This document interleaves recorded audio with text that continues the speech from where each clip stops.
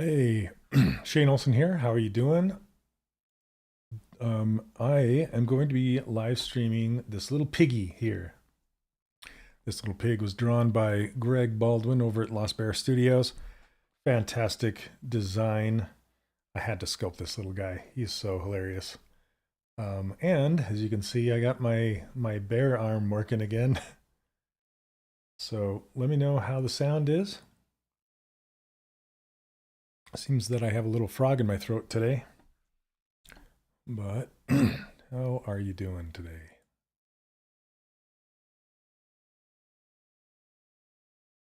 Let's see here. Hey Neil. Hey other Neil. How's it going? It's good. I wish I could.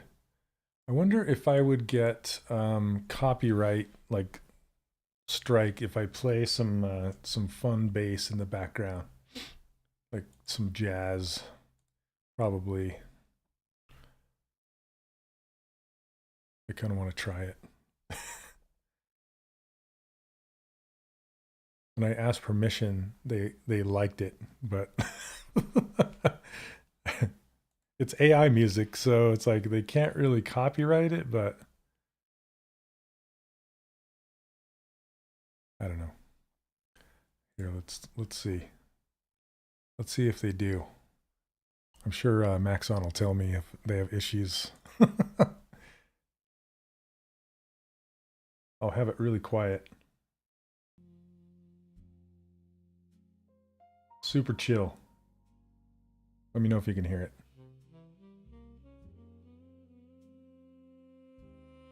Because this isn't usually when you get copyright strikes and your streams are not monetized, they don't really care, you know, because it's not like they're going to demonetize you or anything.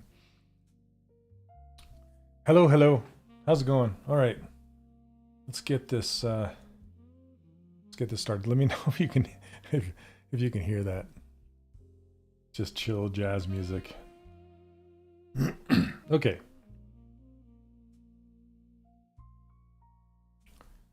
It'll put you to sleep. I'm going to start by blocking out his body. Just kind of give it some weight.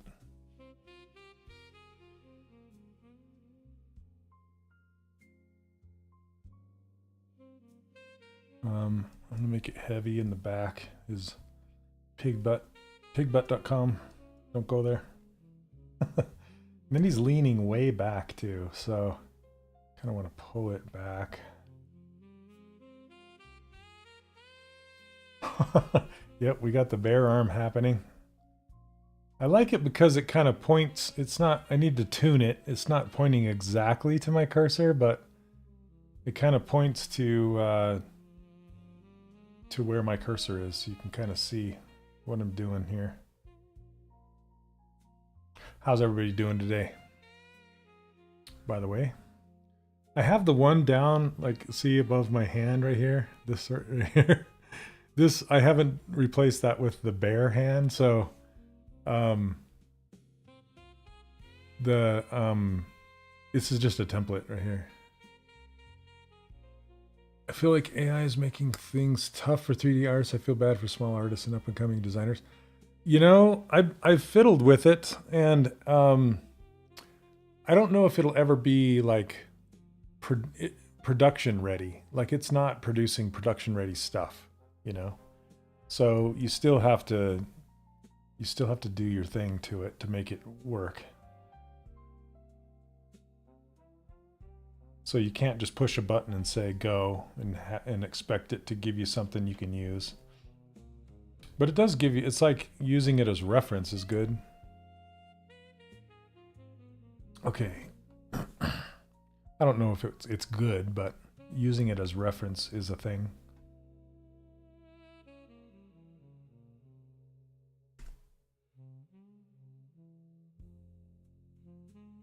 Okay, here's his head. I hope this takes the full 2 hours.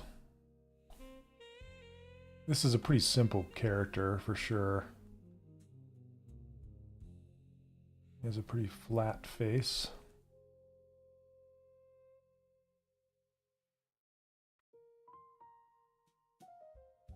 And then the front is just really, I'm going to pull it way down here. So we have this line going clear up.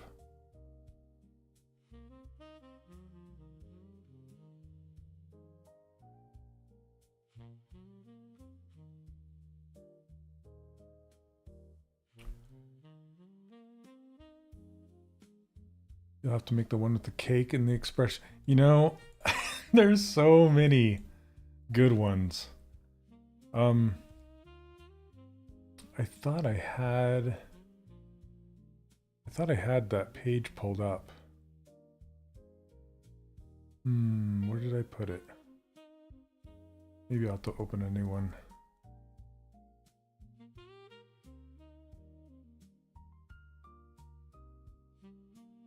Let's see.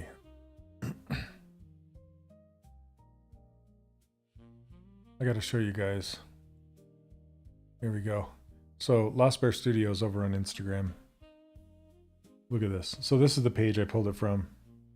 It's yeah, my buddy Greg. He does these fantastic designs, and he was part of Creature Box, and he worked on Ratchet and Clank with Dave. I'm trying to remember Dave's last name, but yeah, Greg's been doing this Lost Bear Studio stuff, and yeah, this one with the cake is so funny. And then there's some other ones like this sheep. It's look at the expression. You see this butterfly is so excited, and this, oh, get up here. This one doesn't want to open. Come on. I guess it doesn't want to show us the cow. This cow one's really funny too. Yeah, I don't know why it doesn't want to pop up. Anyway, fantastic drawings. I sculpted this one once. Yeah, just one of my favorite designers of all time. So good. So good. Okay, back to it. So no man, after watching your video. Thanks. Yeah, you're watching Maxon's official channel, so I like to keep the conversation on Maxon products on this one, so I can't talk about it too much, but still, I'm glad to hear it. I'm glad to hear that if anyone has started sculpting on anything, so that's good. I'm gonna pull this way down to see this crease coming and then kind of going out.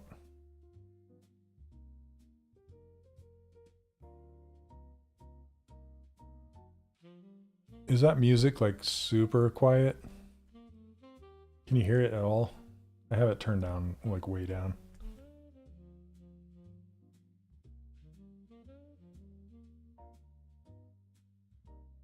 Let me pull this up a little bit. There we go. Okay, and then I'm going to stitch these together right away. Before I do that, I want to remesh them. So I'm going to go ahead and apply the dynamic and delete the lower. So we have it looking like this now. And then we'll do a ZRemesher, but I want to keep the groups and turn the smooth groups way down. And then do half. See how that goes. Yeah, that's pretty good. I just want it to be a clean, even mesh, not really too crazy. And then we'll do a stitch. We're going to stitch these together. And how you do that is click on this gear, go to remesh by union right here, and see it will stitch this together.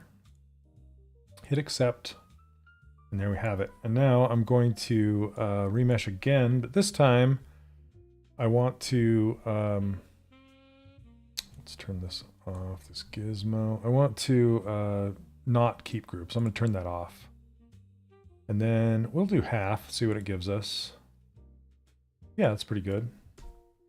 The reason I wanted to do that is just because, I'll turn symmetry back on, is because now I can smooth this and relax it. I'm using what Pixelogic, ZBrush, Maxon, what they call super smooth. So what that means is you hold down smooth, you touch the surface, and then you let go of smooth, which is shift, and that turns it into a relax brush instead of a smooth brush. And it'll just kind of evenly distribute the squares across the surface rather than smooth it down like that. And you can also turn the intensity down too of the smooth brush. And you have to, in order to turn the intensity down in the smooth brush, you have to hold down Shift while you're adjusting the intensity. Otherwise, you're adjusting the intensity of your regular brush, and that's not what you want.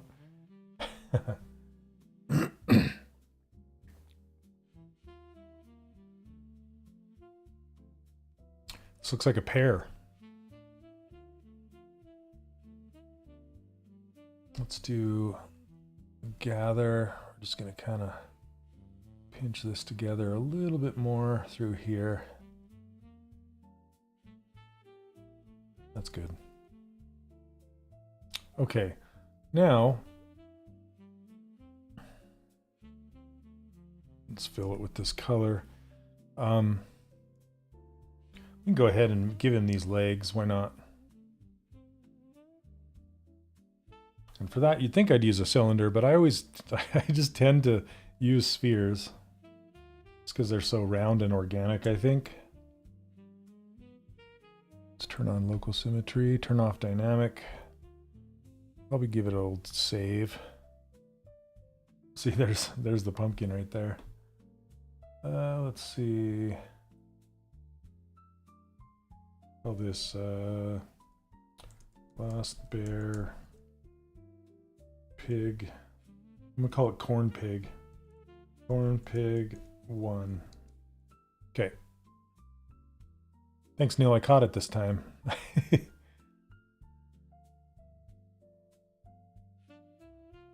Okay. Kind of want to turn it up facing.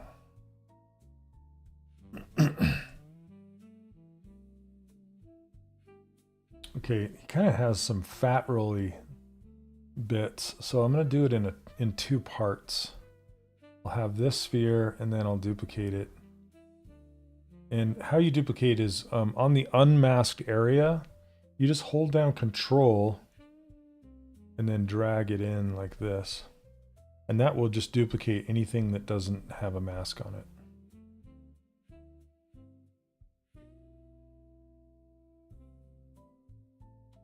Okay. Something like that, just to give it a little bit of, I don't know, fat roll, I guess.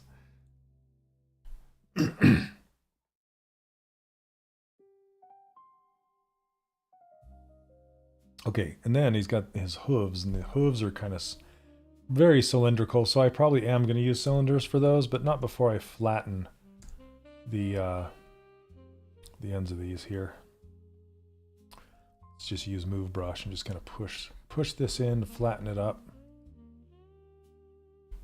And then just kind of spread this around so it's flat. Like this. I don't want it too big. I'm going to bring it on in. Looks like baby legs. Hey, what's up, Willstar? How you doing, man? Glad I was able to catch your stream for once. Yay!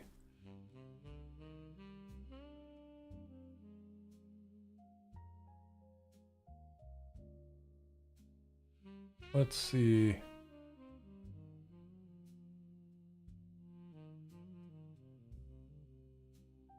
Okay. Let's get a cylinder on there. So I'm going to choose a cylinder this time instead of a sphere. I could use a sphere, but yeah, the bare hand is back, baby. Thought I'd bring it back. It's just, it's kind of a unique little gimmicky thing.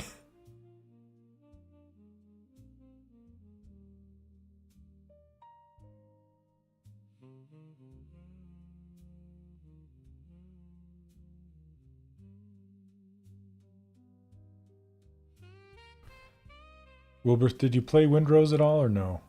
I think you were thinking about it, but probably ended up not. Oops, let's go mask lasso. A lasso around this. You're going back to V-Rising. Oh, V-Rising is so good. Are they doing any extra add-ons for that, or are they done? You know?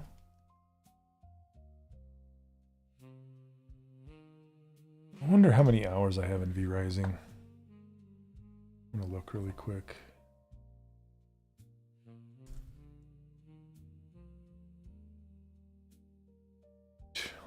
Almost, I don't want to, it's embarrassing. Almost 300 hours.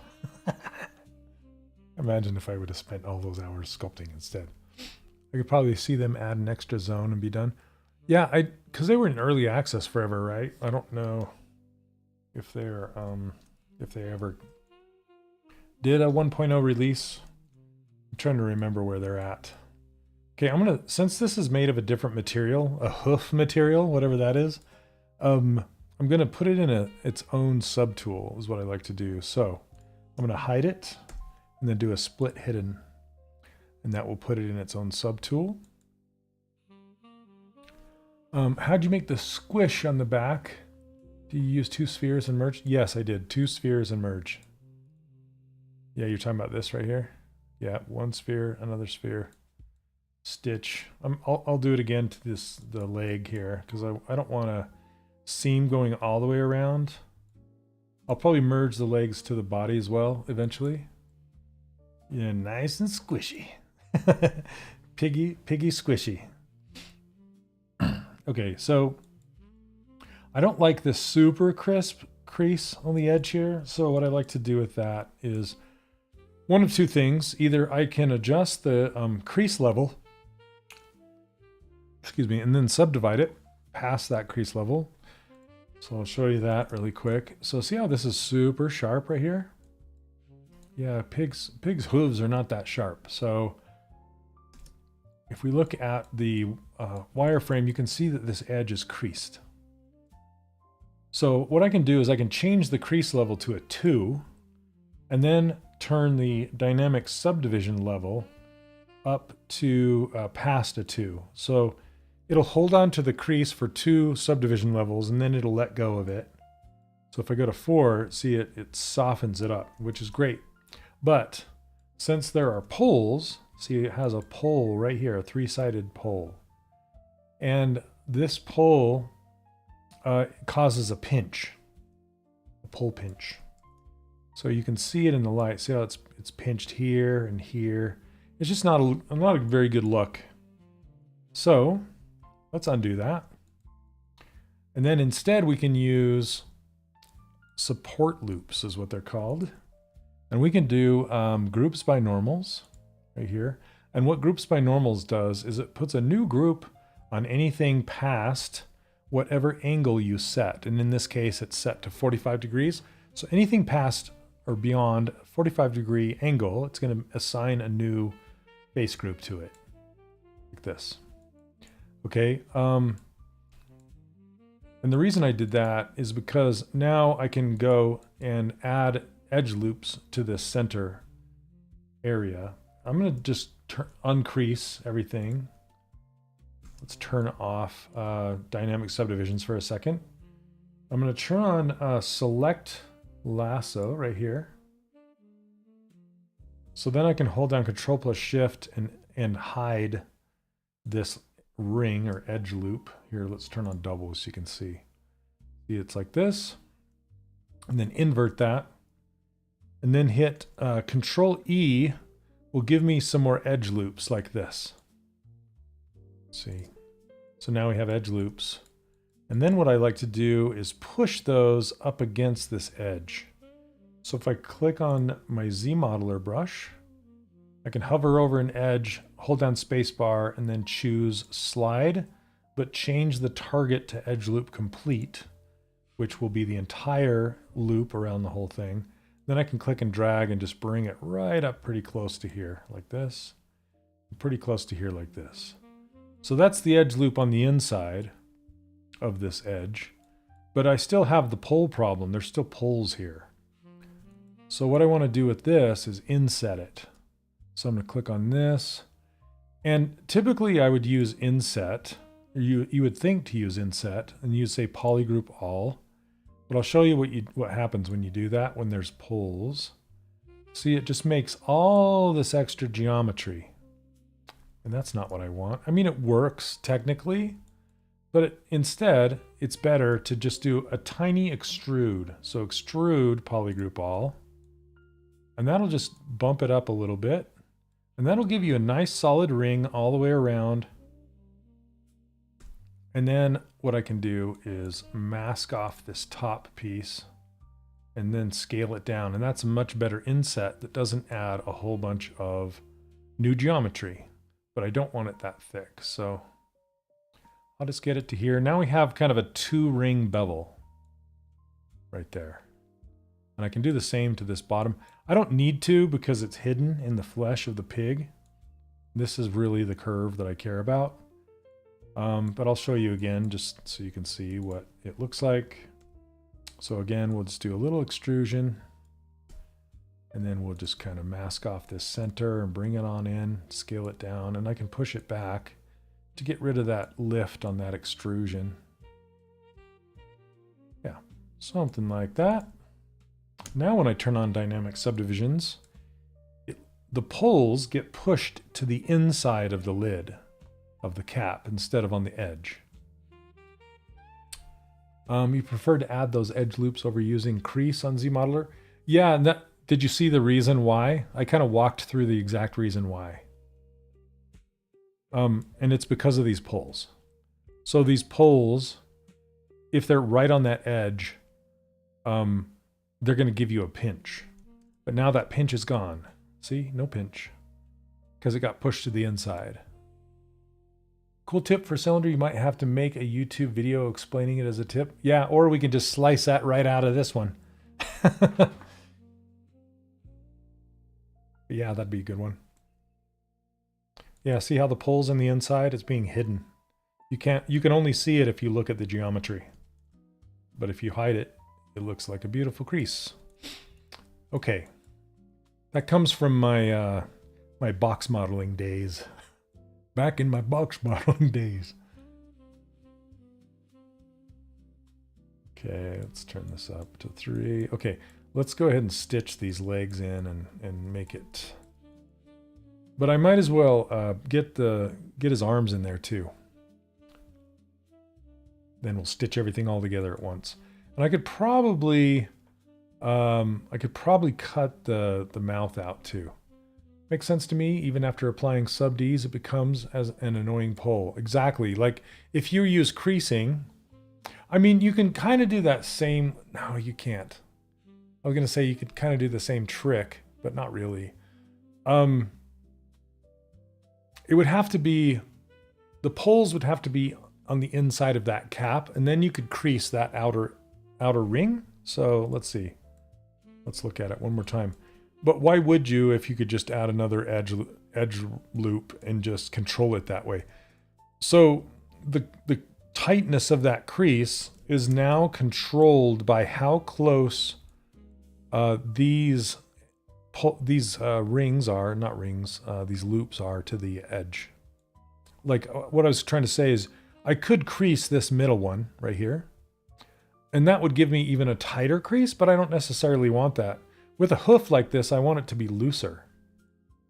Hey, Signor, how are you? Welcome, welcome. Okay, so let's see. I can still slide this. So if I slide it away like this, and then I turn this on, see this edge is even looser. See how it's not tight. That's how you can control it. How much should one charge for such a model as a freelancer? I'm curious to know what would be considered fair pricing. Like this one, you mean? It's a super broad question because it depends on what it's going to be used for. It depends on the location of the company, the location of you, how much time it's going to take you to do it, what level of preciseness that they need it at. Is it going to be cut? Is it going to be keyed? Is it going to be made into a game character? There's a whole ton of factors that goes into how much you would charge for it. So the question is, it depends. Depends on what it is. But if you're going to just sell it as an STL or something like that, I would go look on those platforms like Things or My Mini Factory and see what other ones are going for that are in the similar detail range and price it at that. Yeah, hopefully that helps. Probably not. It's such a broad question. It's hard to answer. Okay, I want to put these little piggy arms in there now. Let's go. I'm going to build them out here and then I'll push them in later.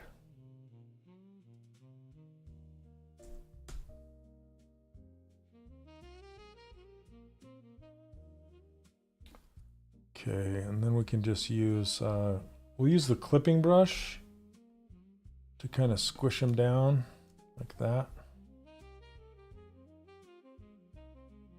This is another way to do it, Wilbur, to just use the clip brush, because that essentially does the same thing, see?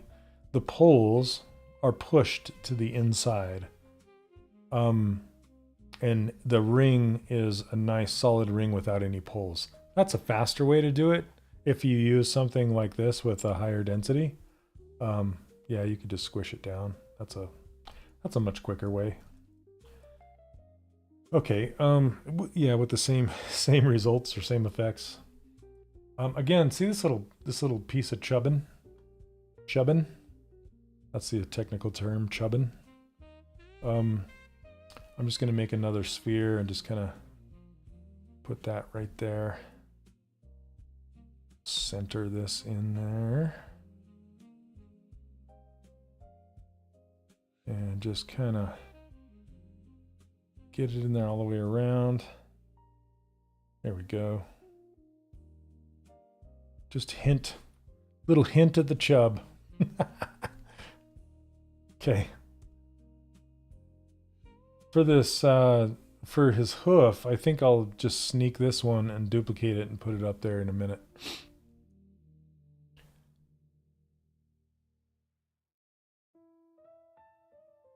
Okay, let's dig the mouth in. When I say dig it in, I'm just going to push it in with the move brush. Nothing fancy.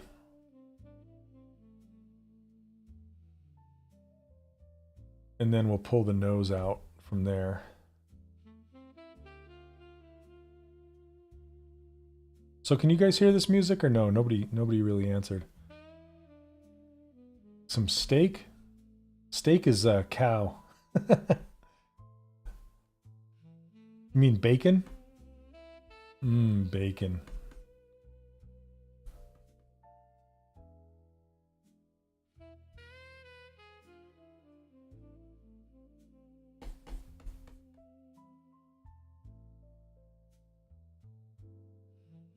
I'll pull these way back.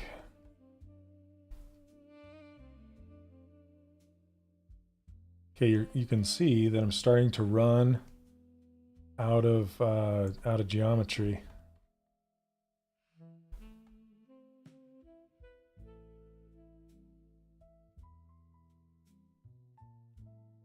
Okay. So this is too funny.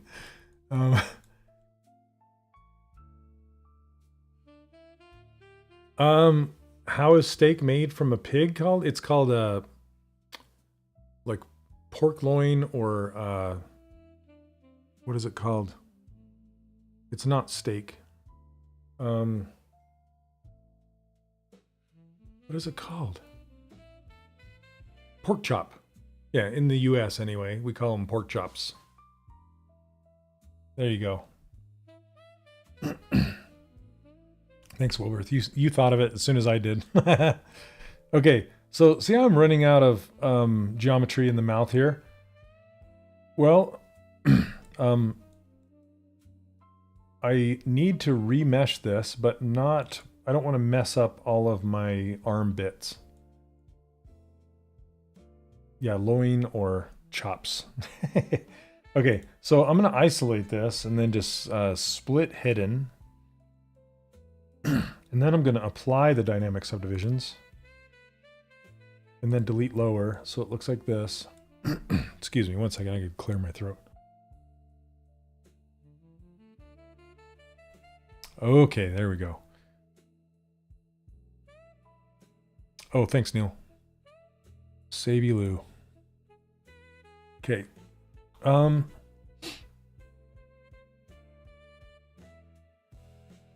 Look at this. I think I might try and put a face grip in his mouth.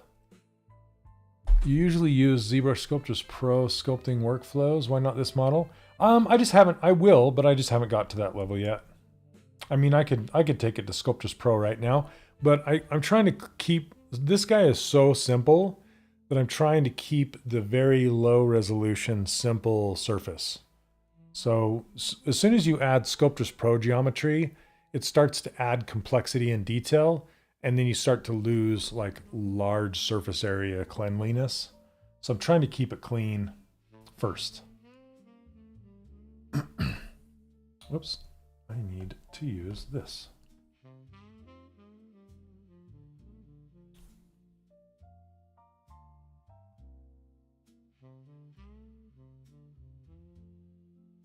And I kind of change it up. I don't usually do the exact same workflow every single time. I like to use these live streams to experiment with new things sometimes. Not saying that this is new, but yeah, okay. So Control W. That's not a good edge right there. Let's see if I can get it better.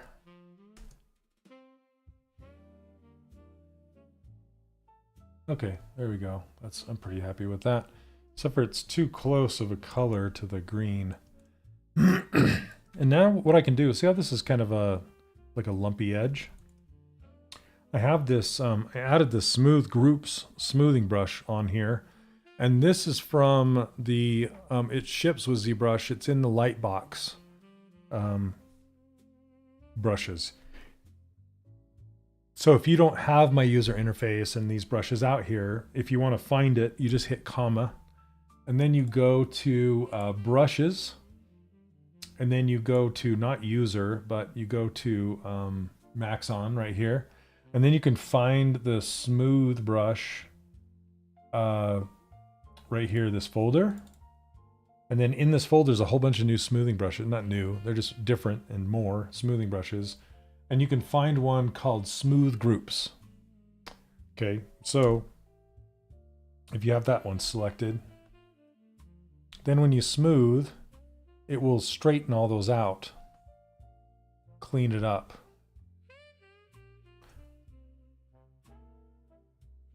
See that? So when you go to Z-Remesh it now, it'll try and follow that if you say keep groups. Look at these two poles, they look like eyes. That's pretty funny. Speaking of which, I could, if I wanted to, I could make another group like right here for his eyes and give it some edge loops around there. Why not, right? Smooth those out. See? Now it looks like Slimer from Ghostbusters, like a cartoon version. Okay, so let's do a Z-Remesher, keep groups. I do want to smooth the groups just a little bit. So keep groups, and then we'll keep it, let's do target poly count 5,000, not 5,000, 5. That stands for 5,000. Then see what happens. Okay, not bad. Yeah, those two poles look like the smallest eyes ever. Totally. Okay, so this is actually pretty good. You can smooth that out. See, pretty clean now, and it did some decent edge loops around the eyes. Yeah, I'll keep it like that. Okay, and the reason I did that is because see this pinch up in the corner of his mouth, right there. This having this edge loop flow around like that, it makes it much easier to get that cheek pinch or roll or whatever you want to call it.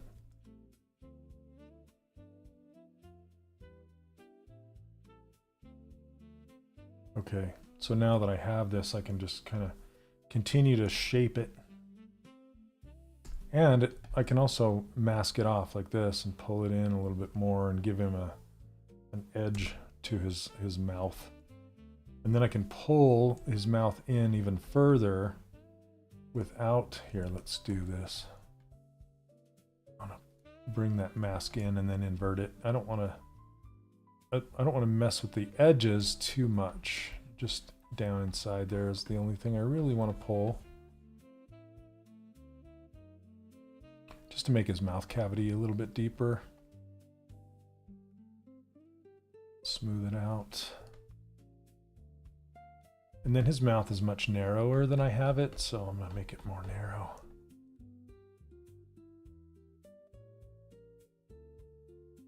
So, off topic, Wilberth, have you beaten Dracula? I cannot beat that guy. Not solo anyway. So maybe I'll have you bring your character in and help me kill him. Not yet. We always restart. That's me too. Oh, dang that Dracula. But I have tried fighting him a couple times, and man, it's brutal. I'm not gonna lie, it's brutal. And the just that the difficulty ramp is pretty ridiculous, going from the area around him to like fighting him as the last boss.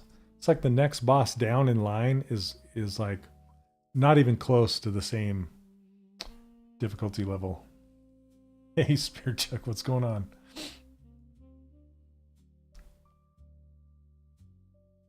You took my line. I always come into a room and say, "Hey, kids," or "See you later, kids." That's awesome. Even though they're like 50-year-olds, you know.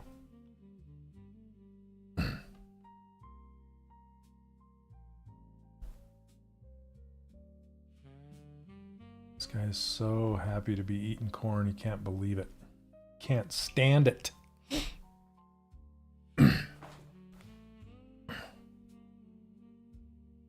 All right, that nose. You know, I should have pulled it out before I remeshed. This is where I might get into some Sculptris Pro action.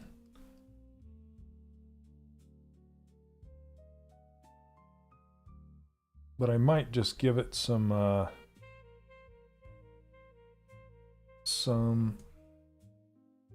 volume underneath here, and then maybe make it, whoops, I didn't mean to do RGB, and then make it a separate piece that kind of just rests on the front, since it's a different color like that.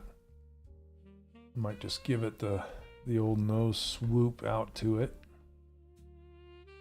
Yeah, let's do that. That's an easy way out. Let's do a fill. It's got a clown nose for a minute. So what is everybody working on this week? What's going on? What's new? Oh, yeah, Olaf and Frozen.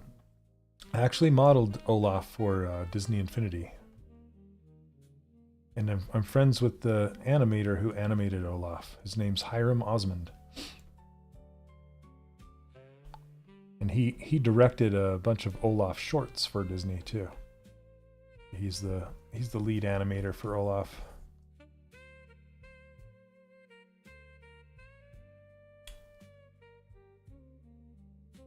There's actually a video on YouTube of me making Olaf.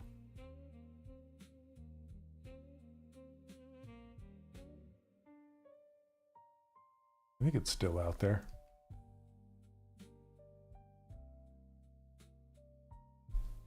I think his nose is bigger.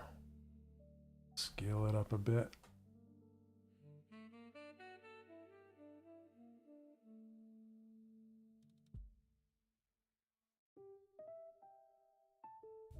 crazy lord drop. I gotta look it up.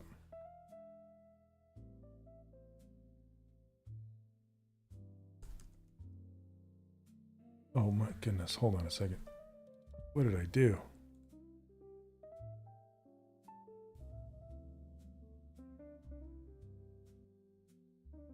Sorry, I messed it up. Gosh dang it. It's like I started typing and it went full screen and all sorts of crazy stuff, and now I lost where I was at. One moment, please. Technical difficulties.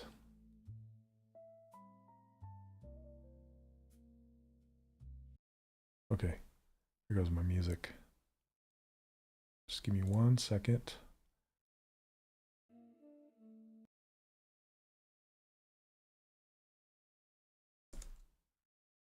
Yeah, I went to do a search and it was like not in the search window, and so I started typing it, started doing tons of hotkeys and throwing everything everywhere. Okay. I just finished a pretty complex scene with toys from the 90s. Nice. A character, a complete Commodore 64. Oh, that's awesome. Set and the room for the scene. I'm drained but happy. Oh, I love Commodore 64s. I used to have a Commodore 128. When I got my first job, that was the first thing I bought with my money, with my own money.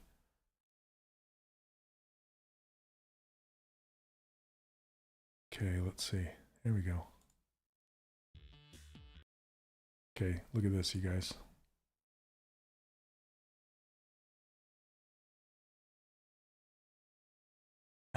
Hold off. Let's see. Let's fast forward. I don't know how long. This is my buddy Jason Kim drawing him. Drawing the concept for him. Yeah, I had the floppy drives for the 128. Yep. So there's the concept, and then it goes over to me, and I'm sculpting him. There I am. Look, I still have my brushes. This was like 10 years ago. Oh, funny.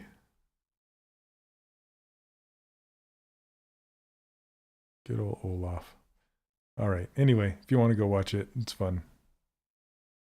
Yeah, I gotta not close the wrong thing. There we go. I had the 128 also on the floppy drive. And also oh, that's awesome. For me, it was a present for my 10th birthday. That's awesome. Oh man. That's back when you would like you would back up your games to floppy disks. Remember that?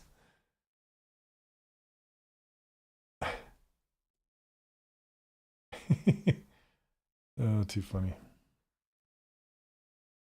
Yeah, that was fun. They had a like professional camera crew come in and do that. Okay, I'm gonna do a split unmask points for this nose. Man, his mouth is clear out there. You need to tuck it in. That's why I haven't connected these arms yet.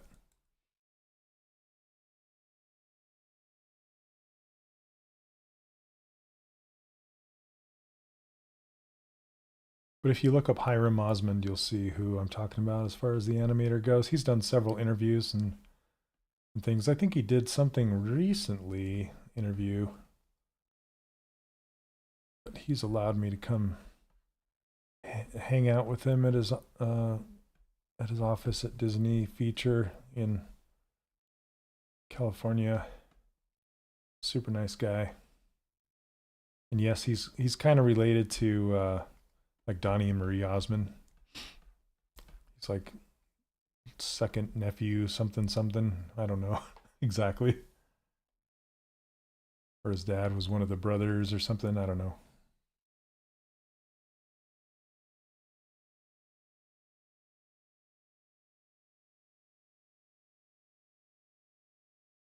Use the smooth strong. But they always have Hiram do the funny animations. Like he animated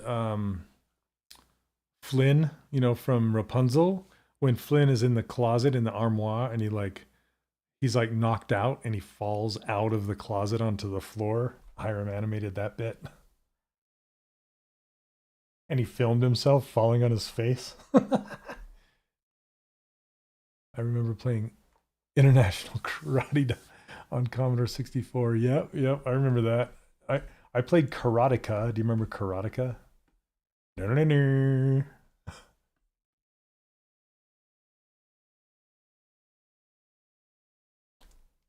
I'm not a ZBrush user. What is that little white and black window in the top left corner? It is the silhouette. So if I zoom out, you can see it from the side, and that's how you check your silhouette and check what your just the outer shape of the character looks like. It's very important to keep that in check while you're sculpting.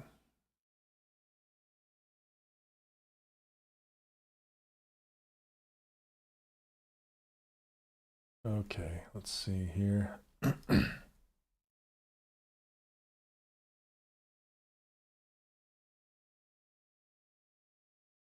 Pull this back here.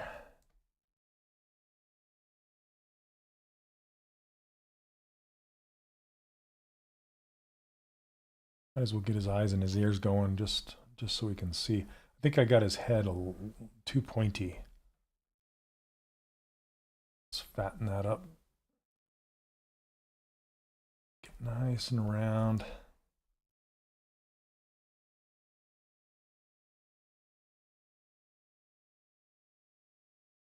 Do you provide your ZBrush layout anywhere?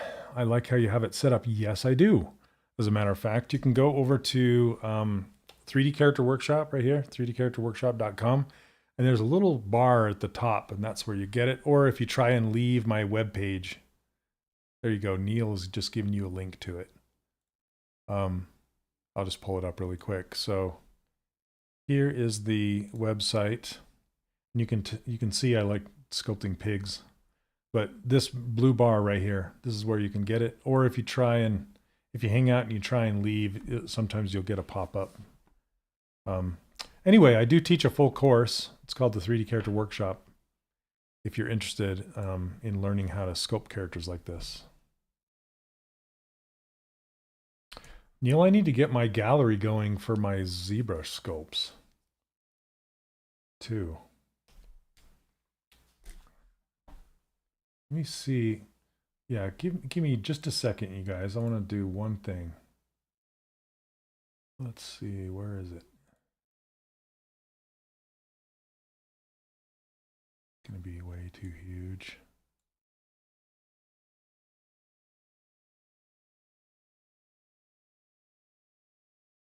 I'm just going to shove some of my work down in the corner so you guys can see it.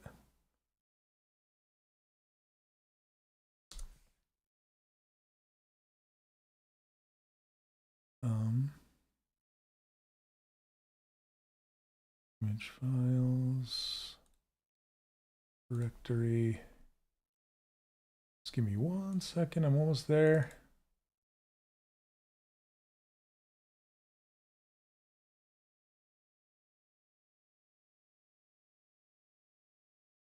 Does that work? Hey, look at that. I'll just kind of park it right over here. There. And then we'll lock it down. Okay. Sorry, I just got here. Do you have your reference in program or are you using PureRef? Nope. My reference, I use Spotlight.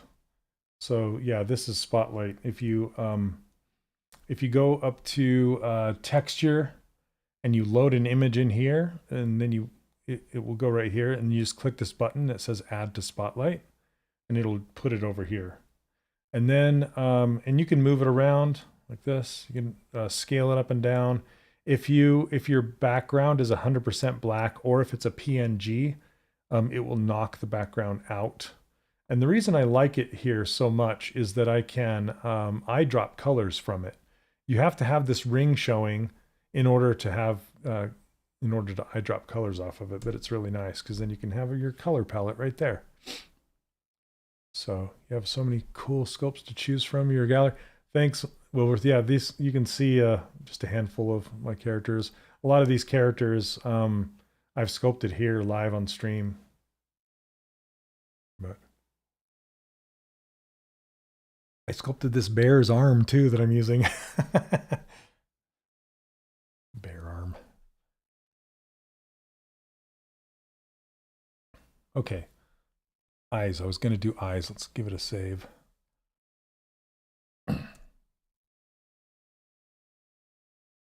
Oh yeah, Neil, thanks.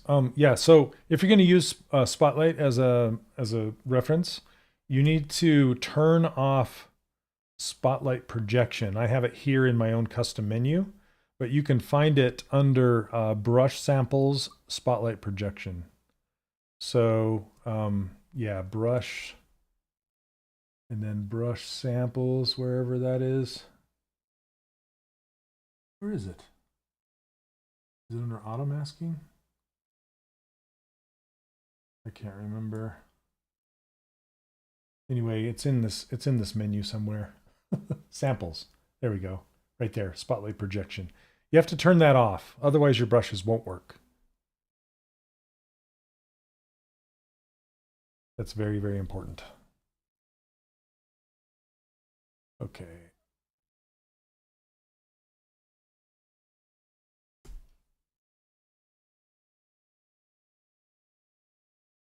It looks like a mouse.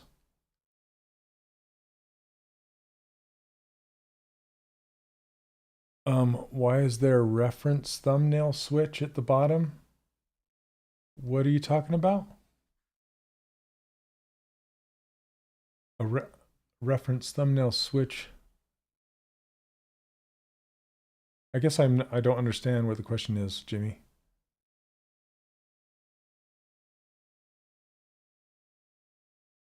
This right here? This gallery?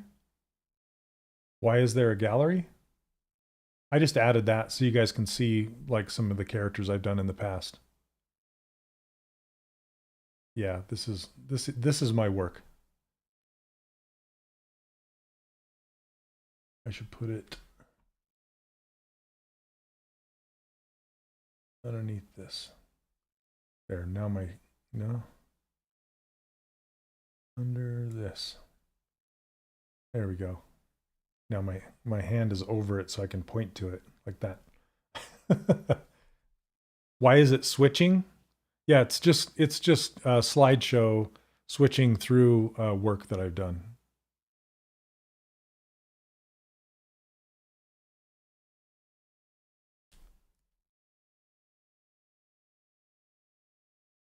Okay, I think I'm gonna, I usually don't, but I think in this case I'm gonna actually squish these eyes and make them oblong.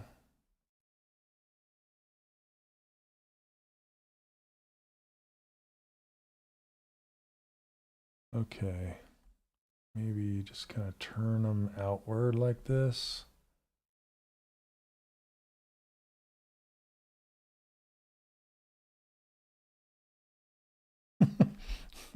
It's such very weird eyes. I gotta seat them better. And okay, I'm gonna split them off here. I don't know how this is gonna turn out. I need to get the ears in there. I think that'll really help, but I want to kind of give these eyes more of a seat, more of a place to live.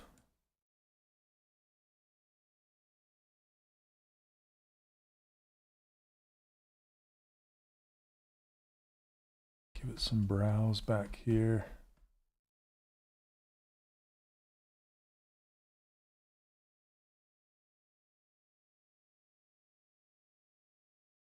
This looks like a puppet right now. These eyes.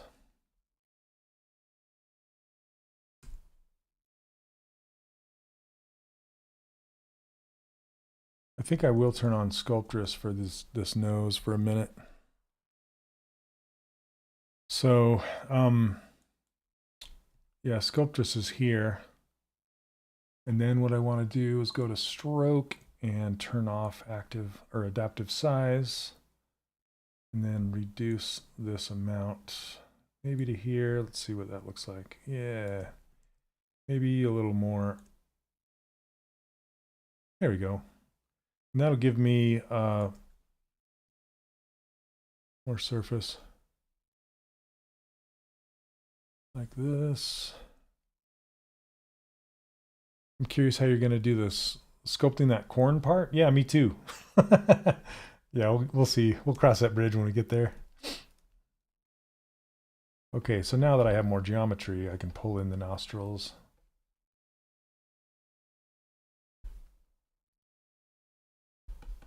There we go. And then just hit it with Sculptress again. Bring back some more geometry.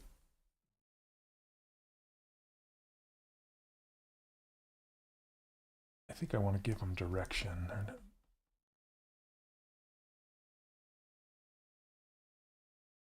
Like that. Also, you guys, I've just opened some more seats for my mentorship. So if you're interested in joining my mentorship, I do have a couple of my mentees here. But my mentorship is where if you want weekly feedback on your characters, that's what my mentorship is for.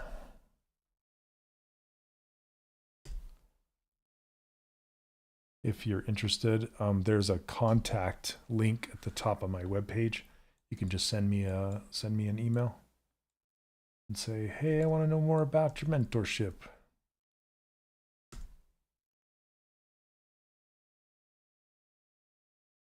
I'm going to pull these down closer like this.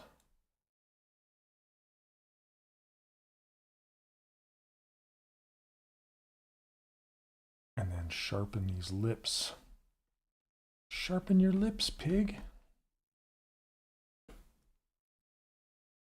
I don't want to Sculptress on this piece, but I do want to tighten it up. Tighten up the lip edge. So I can use this gather brush. It's essentially just a pinch brush.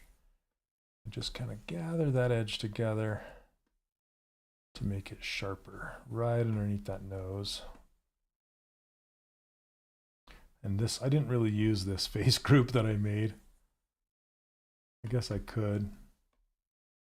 Just kind of move it around. I'm not quite sure what I was thinking I would do with it, but that's typically what I'll do is I'll just kind of drag it around those eyes. Looks pretty freaky, but freaky deaky.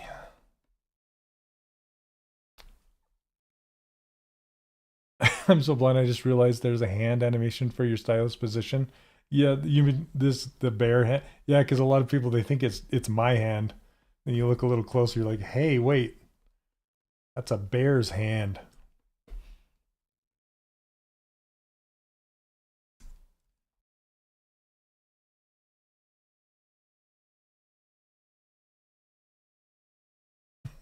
He's so happy he gets to eat corn. The lips are curling under too much. I got to pull that out. It's impressively integrated in the stream things. It's I like it because it allows me to point to things and people can kind of look at. It's like a laser and a penguin and a laser, you know? Gives you some place to look. It's even funnier now. Look, it even has claws. And it's like a stylized stylus too. And look at the wrist will bend as I pull it down and raise it up. And I have little hairs on the bottom. See, like... And there's another hand, see, right above me right here. This is a mock-up of a stylus. And when I go to the top of my screen, you can see this is the template for it. I haven't replaced it with a bear hand yet. I need to, but it's a template for it. So it looks like it's a bear hand. And I've thought about making a bear VTuber too. I don't know how well that would go over. Because my logo is a bear. It's me as a bear.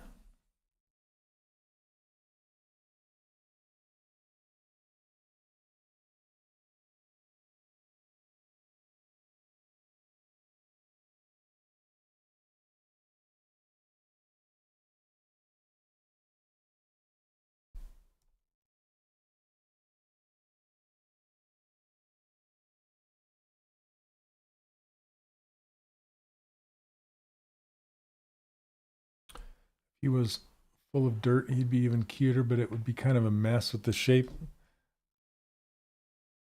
Like you mean like weathered, like a little more realistic than rather than so smooth. Yeah, I could possibly add some hair. Those infinity sculpts are really dope. Which came first, you or the toys? What do you mean by that, Flame? And thank you, by the way. I can just kind of tell you the story of it. So I was a game developer for 15 or so years, and then Skylanders came out, and then Disney was like, "Hey, we could do that too." And so then all of a sudden we were toy makers. But I was a game developer first. And I did it for about, like I said, 15 years. But I like making toys a lot more than game characters. It's my thing. Probably just because I'm just a grown-up kid. Or I never grew up. I'm just a kid. I'm talking more like you. I'm talking more like you know Mud Splash. I'm not understanding, Jimmy.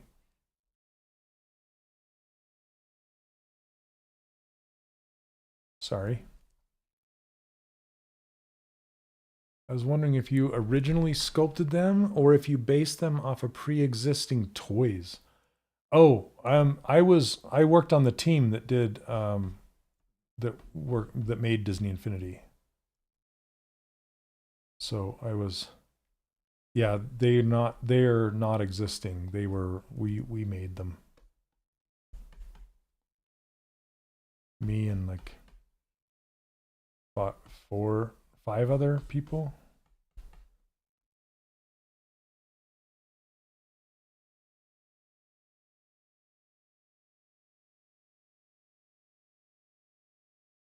Yeah, I was towards the end I was the character lead on Disney Infinity.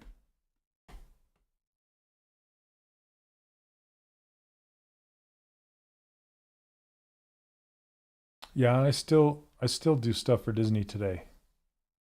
I work for I do contract work for Disney consumer products.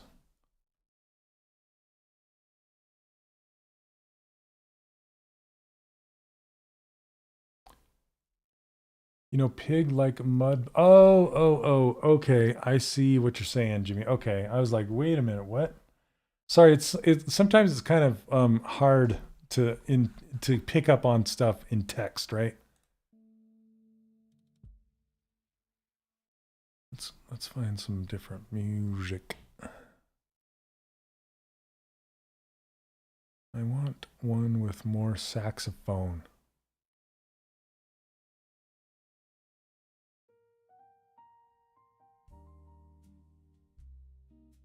Let's see if this is super chillax. All right. More cowbell.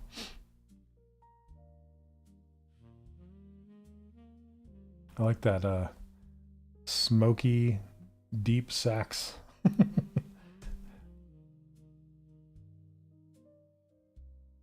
would help if I cared about grammar structure. Yeah, I could probably add some like some stylistic mud on there. That'd be kind of fun.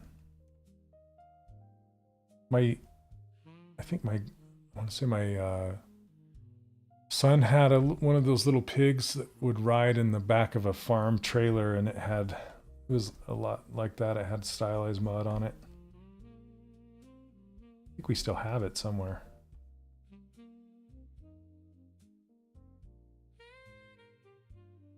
Wexter. Hey man, how you doing? Wexter in his house. How do you like this? How do you like this arm, Wexter? This is my bare arm, my right to bear arms.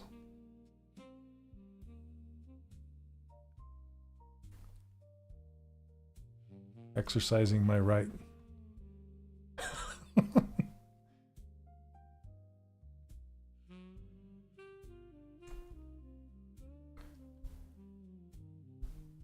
Hey, what's up, Nick? What is this hand thing with the pen?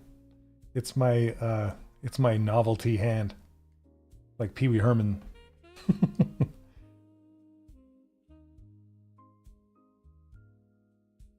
Love it. Thanks. I thought you might. You guys, Wexter is another amazing sculptor.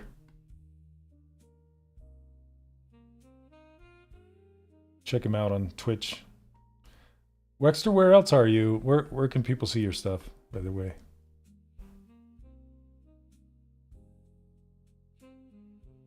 He's been streaming again lately. Yeah, great work on Twitch.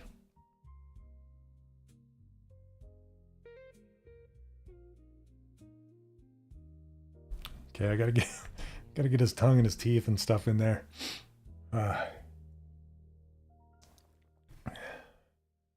You know, sometimes when the push the expression and make the eyebrow float, how would you interpret that in a sculpt?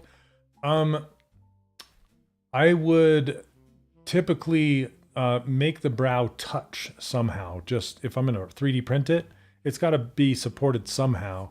I don't like putting it on a stick or a wire to have it float up there, you know. I'd much rather like either push it down and make it touch the top of the eye or just like one end or the other, depending on the expression. Yeah. Twitch, YouTube, everywhere. Wexter is everywhere.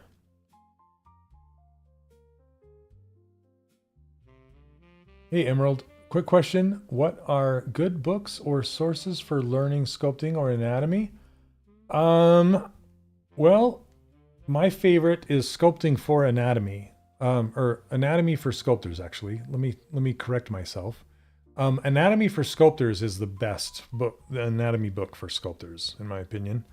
Then there's like Scott Eaton if you're getting a little more realistic in anatomy. I teach Stylized Anatomy in my course. You can find that at 3D Character Workshop. Yeah, I'll show you just a little tiny little bit of it. This is my page. I already had it pulled up, but if you go to, you log in here. Come on. Don't take so long. Oh, I'll have to let it load and bring it back, I guess. It's been having a hard time. It's just a big white page. Anyway, yeah, I teach a Stylized Anatomy, both male and female over there. Okay, let's see. I think I'm about ready to combine this stuff.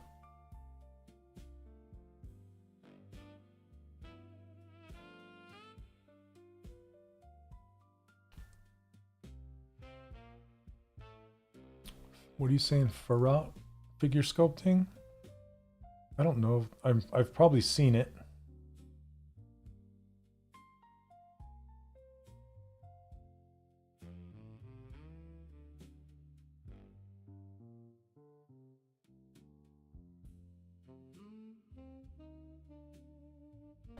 Okay, I gotta see why this is not loading.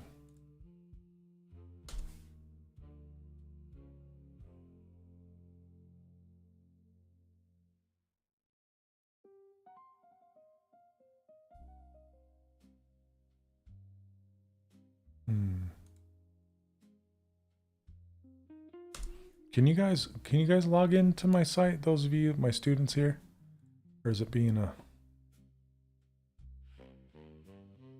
You learned sculpting? I see. Feet.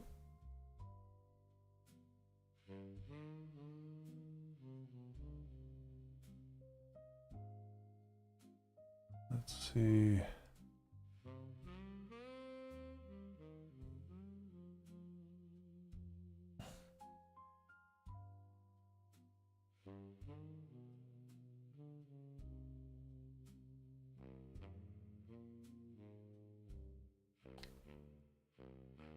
Oops.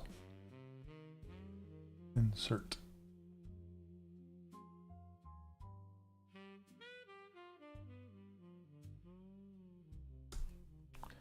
Sorry, give me a second. I'm just kind of concentrating here for a minute.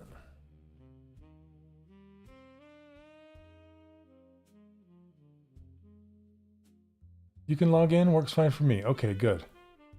It's working via the app. All right, cool. Thank you guys. I was like, what the crap is going on?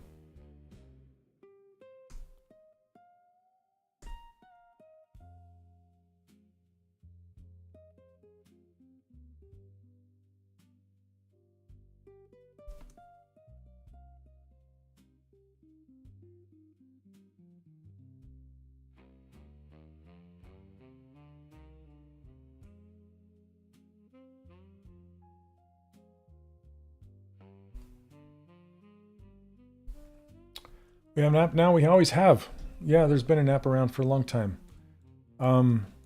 Yeah, it's just, but the problem is it's Kajabi. So that's the host that I host my course on, Kajabi. So you have to go grab the Kajabi app and then you can log in there.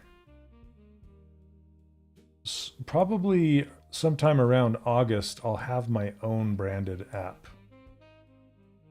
And you'll be able to just get the 3D Character Workshop app specifically.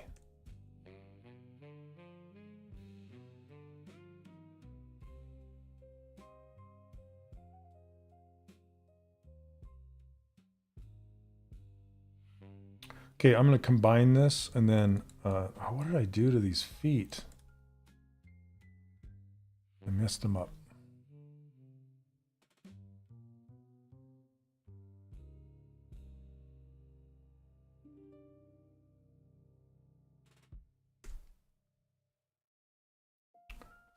Okay.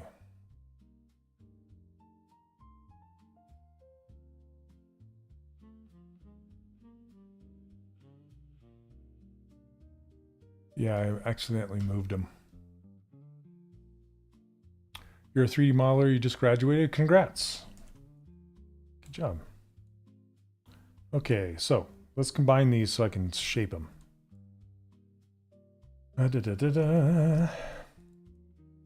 So we got the body, got the legs. Let me give it a save.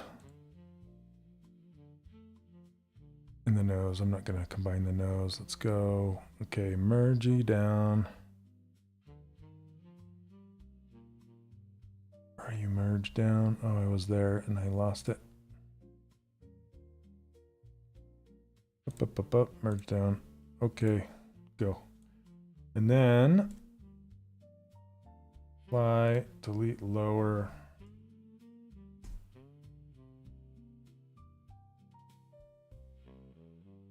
And then we're going to stitch it. Remesh by union, which stitches it all together. Click apply, accept.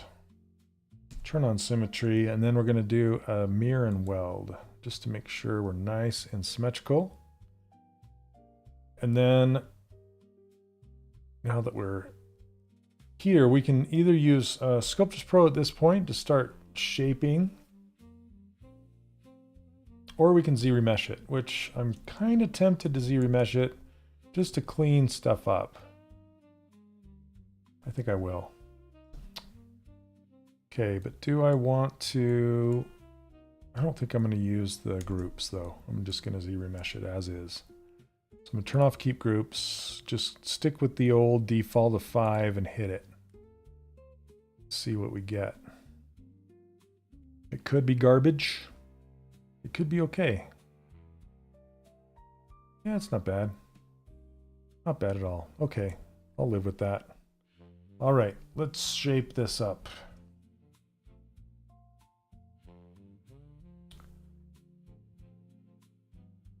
It's starting to make you laugh.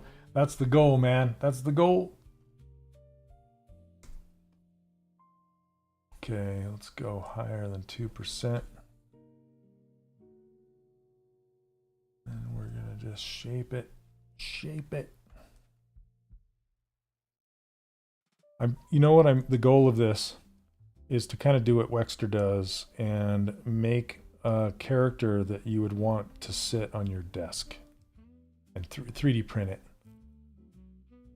Tremundo, nice to see you live from you, Shane. I've been out of practice with ZBrush since I joined the military 7 years ago. Holy cow.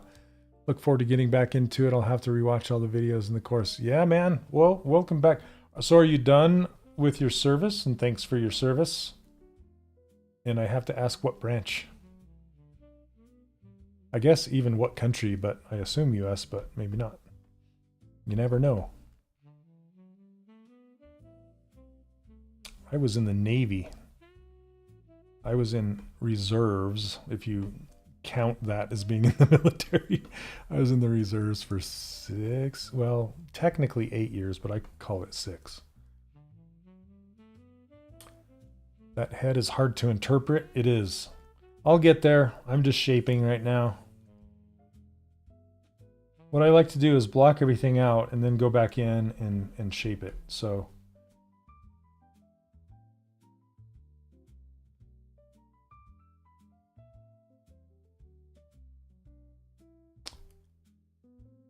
all-round cute characters are so difficult. Absolutely. No, sir, I'm still active duty in the Air Force. Awesome.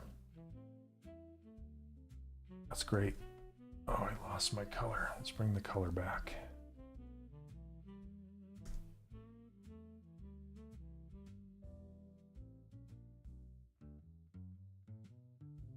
And then I want to kind of see how this silhouette is kind of curled at the bottom, so it's kind of pointy at the top a little bit. So I'm just going to pull this in. Let's mask this back off. And then pull this in to give it a slight little curvy.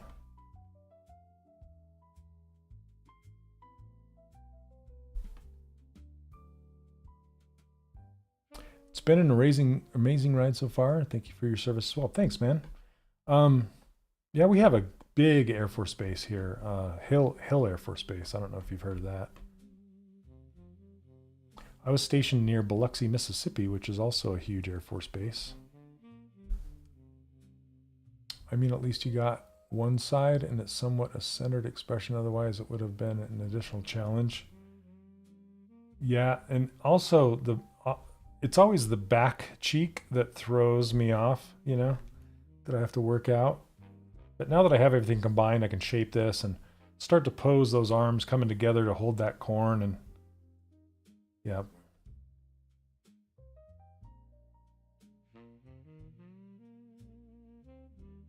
I'll get there. What time is it? 2:19. I've been at this for an hour and 15 minutes. So I'm still in what's considered blockout phase, in my opinion. Okay, I'm gonna give him a flat bottom. Okay, flat bottom, clip curve. Just so he has a nice... Oh, come on. Gotta be on the right object.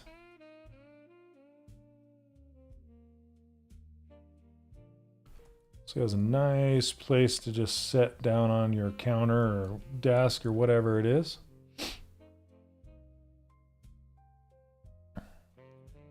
Okay. I'll fix these hooves later on here, but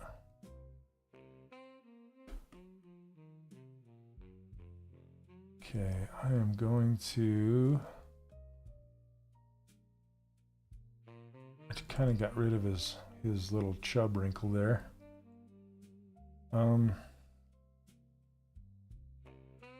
Mask this off. Okay, let's see how this goes. Not too bad, not too bad.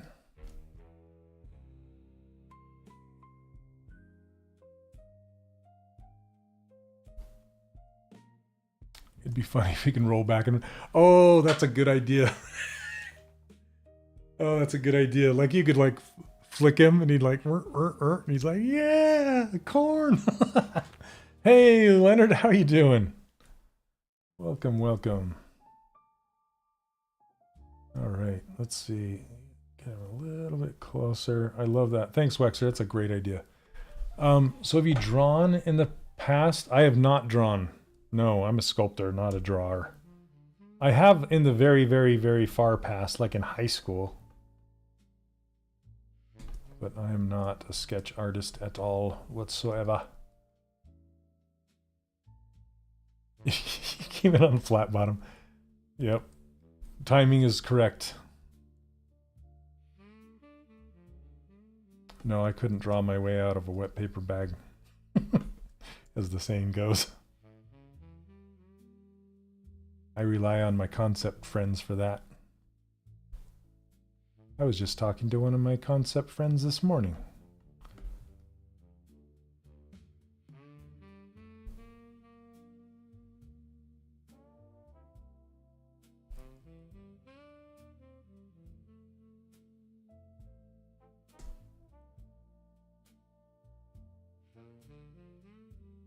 Weeble wobble piggy, for sure.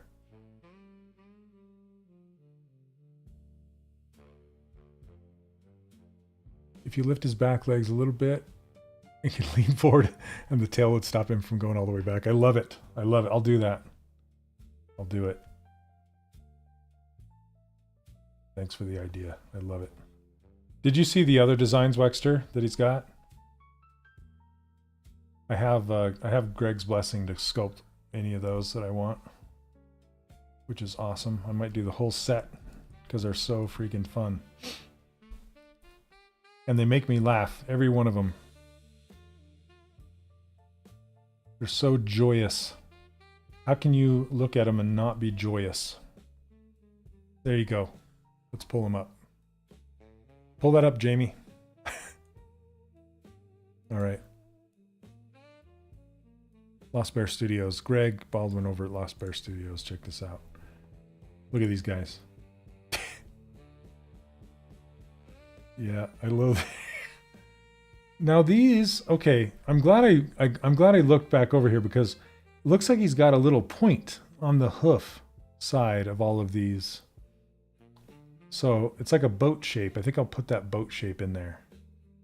Yeah, look, they're all just completely happy to be eating or making food. Great, as pigs do. And then there's sheep. Look at these guys. Look at this one looking at the butterfly. Just cracks me up. Can't stand it. And they're like little kids. They're like school kids. I don't think I can blow. There it goes. See why? I don't know why this one popped up and then it goes away. Yeah, I was having troubles with that one before. I don't know why it doesn't want to. Anyway. Yeah, so go check those out. They're great. Fantastic. Yeah, so yeah, Greg is one half of Creature Box. If you know what Creature Box is.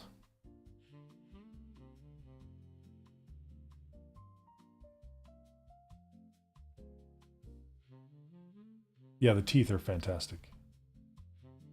I'll put those in with his tongue and his I think the dark pink in his mouth and the tongue and those teeth, I think that'll really make him come together. There we go.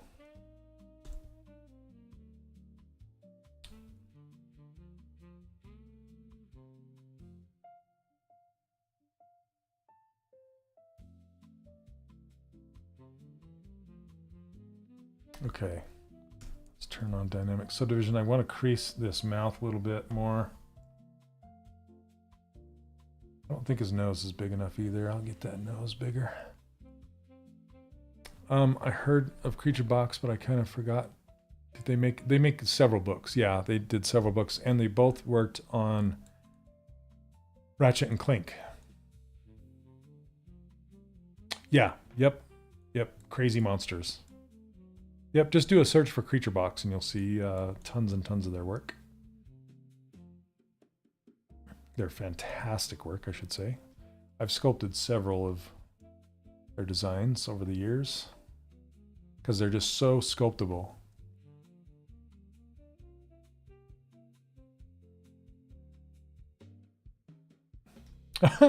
Spider pig. That'd be fun. And I feel like I need to pull in his sides of his mouth more to give more flesh on the sides to make him look fatter. He's looking too skinny through the sides here. Bigger nose. Let's go. And then like make his head even bigger. I'm gonna round that out. I think the roundness is what's making him so funny. And then like cut this in.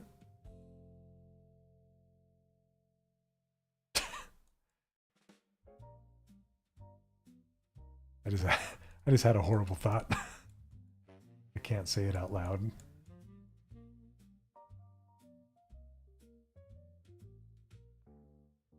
I just say like an overweight person driving a car, and they can barely touch the steering wheel. And like, oh, this is like pushed up against the steering wheel. Okay. Let's paint this.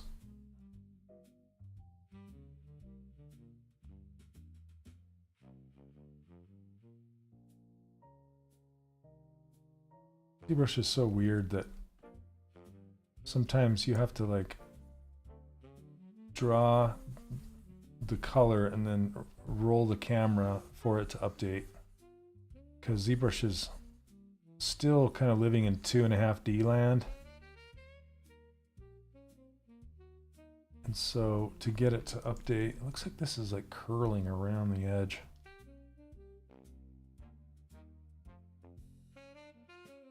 Okay. I gotta give him a throat too. See that?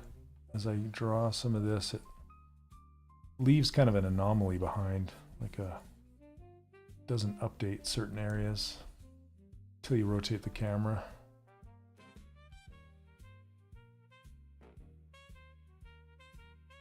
Okay. I'll have to pinch this around here to get it cleaner. That's all right. Okay.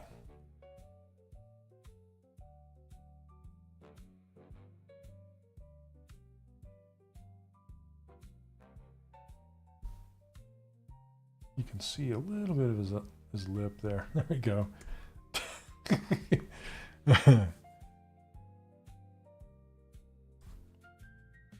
Okay, so what's going on, Leonard? What's new? Leonard, I'll have to tell you about this conversation I had with Britt last night, I think.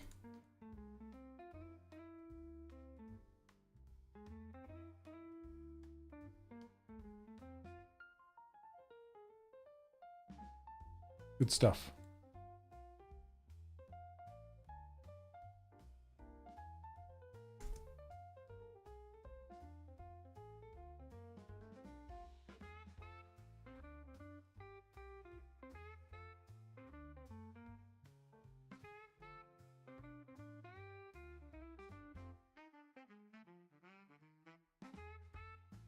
What the heck is this music?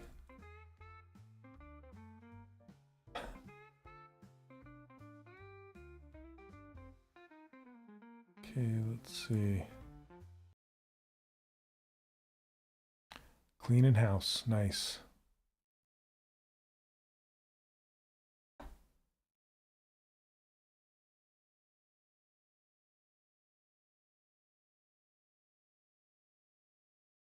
Sorry, I'm finding more music. 1 second. Probably get all these copyright strikes.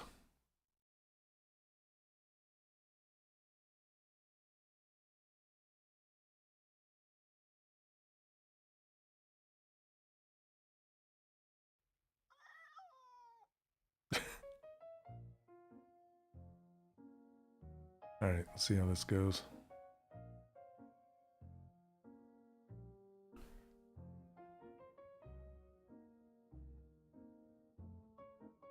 Get his teeth in there.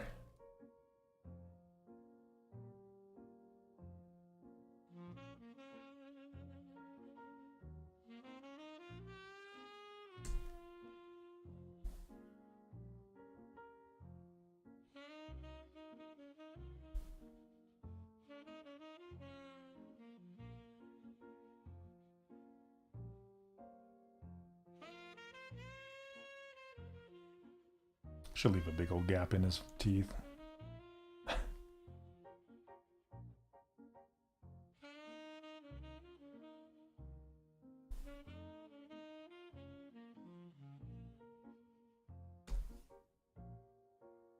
Let's see.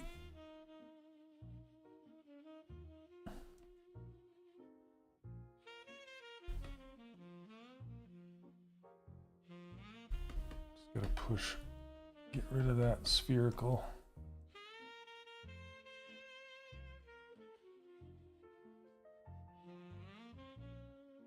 There we go.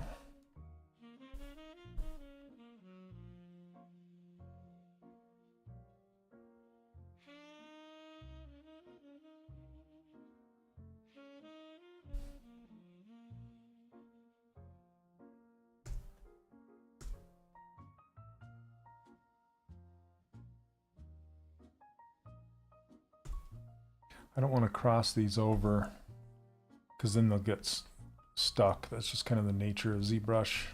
So I will leave a bit of a gap.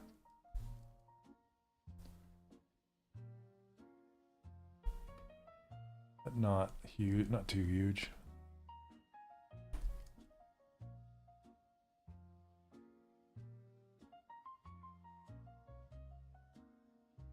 Okay, let's see.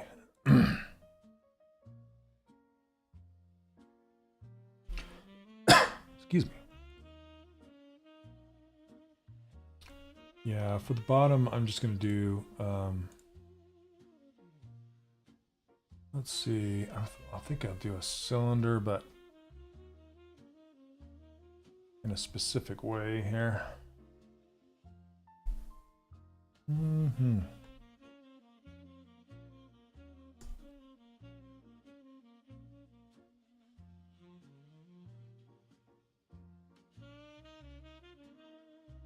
Okay, I'm going to split this off so I can work with it by itself, and then we'll do group by normals and then delete the top and the bottom.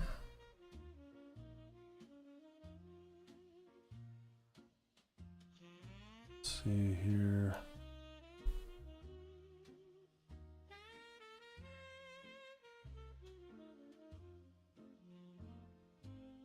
Turning into a goblin.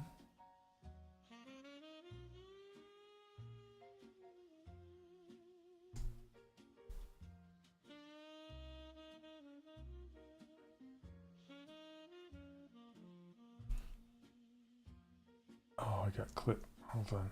I need a lasso.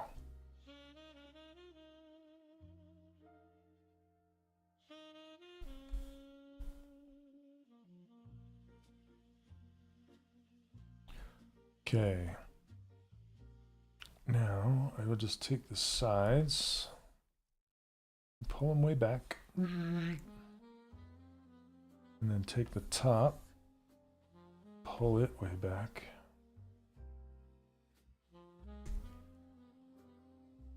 Hey, what's up, Mark? How you doing? Good to see you.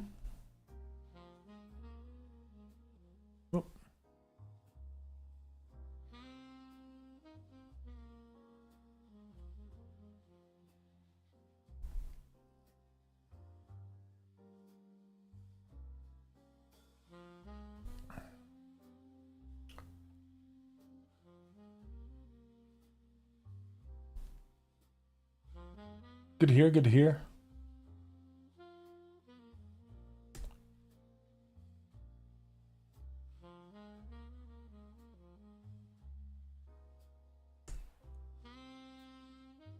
Okay, I kind of want to flatten this. Let's see what this looks like first.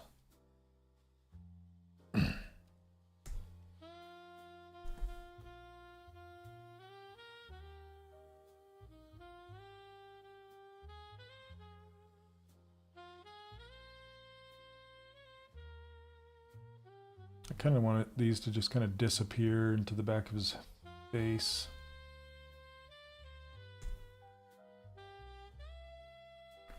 And then here's a trick. If you want to flatten something, like bring all edges up and flatten it together, like see how this one's hanging down like that? Just mask off the area that you don't want to affect. Then you can get this clip curve brush, and everything on the faded side, it's going to bring up to match that white line. Just let go and it just goes whoop, and it makes it flat like that. And then just invert the mask and do the opposite side like this. Well, I could even bring it up to it going this way like that. See how it's flat? That's it. Eating, I have to run. Need to go to bed early tonight. Have fun, everyone. Thanks, Wexter. Thanks for hanging out, brother. We'll see ya. Okay. Just for fun, I'm going to pull these out and down just to make the bottoms thicker and the top a little thinner. Like teeth. A little wider in the back. Are you the same streamer who used to use digital scale on screen? What are you talking about, Entertainment Jerk? A digital scale? Are you talking about my ruler? Wexter, talk to me after. I'll show you how to set it up. It's easy. It's easy. I don't mind if you copy me. I'm just copying somebody else. All right, so let's do poly group, single poly. Okay, and then I'm going to do a crease poly groups level 2, maybe 3. And we'll crank this up like that. Nice and smooth edges. There we go. By the way, let's see. Yes, ruler? Yes, I have a ruler and it's in here.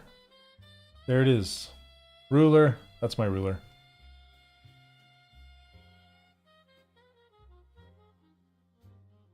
Sorry, to me, a scale is something you weigh objects with. I think I've heard of a ruler called a scale before.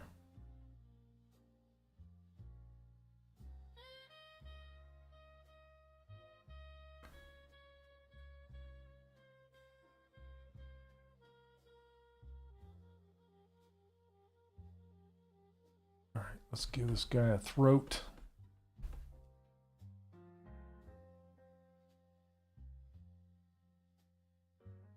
And a dangly.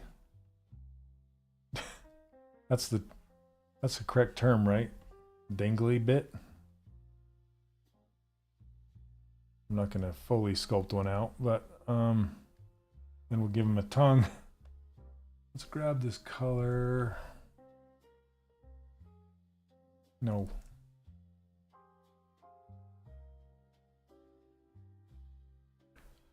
Your idea was cool, so I made a software to measure how big the model will be in the real world, and you easily check how much detail will be visible after a 3D print too. It's awesome. Nice, that sounds great. Yeah, that's a similar idea. I like it. Yeah, this is a real world scale ruler that I made when I was working at Disney because we had to have real world size figures. And I made this ruler in Maya to scale. So it's a 20 centimeter tall ruler. Looks like the pig is eating it. But it also has millimeters.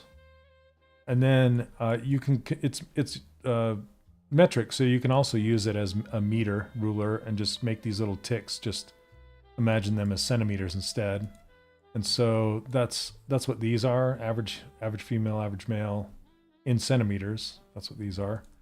And then as long as you export this out of ZBrush at 200 millimeter size, and then everything is relative to that ruler, so as long as you don't have anything above it or below it, it will export like precisely at real world scale.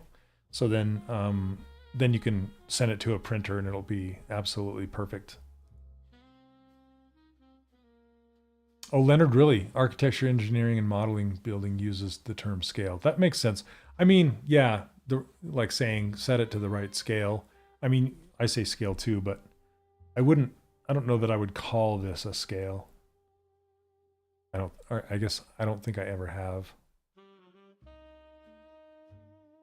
But I did take some architecture classes and it had scale on it, but that makes sense. You're like, it's a scale. You would know.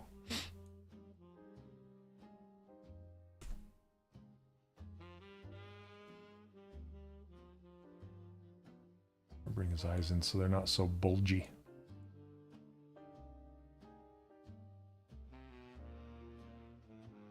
Why you got such bulgy eyes, Piggy? Because he's looking at that corn, that's why. Mine is a little different. It's like a real ruler placed on a screen. Oh, I see what you're saying. Yeah, we would do that too. So just so you can actually see, like you're saying, the real world detail, we would physically lay a ruler on the screen, and then we would match my ruler to that scale, and then you could see it. Yeah. I've put it on the Microsoft Store that it doesn't look suspicious. Pizzy scale. I'll have to check it out. Pixie scale. Fun name. Oops. I'm not liking this brow. It's too pointy. I need it round. I want this to go up like this. This music reminds me of like the Muppets ballroom that they always used to do. I really hope they bring the Muppet show back. I don't think you can post the links here. Sorry.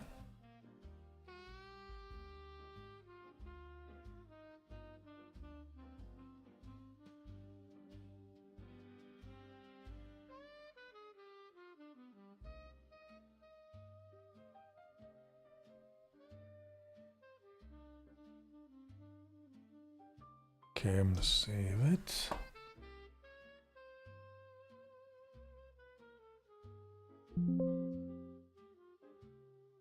What time we got? About 15 minutes left. Man, his face is so swept back.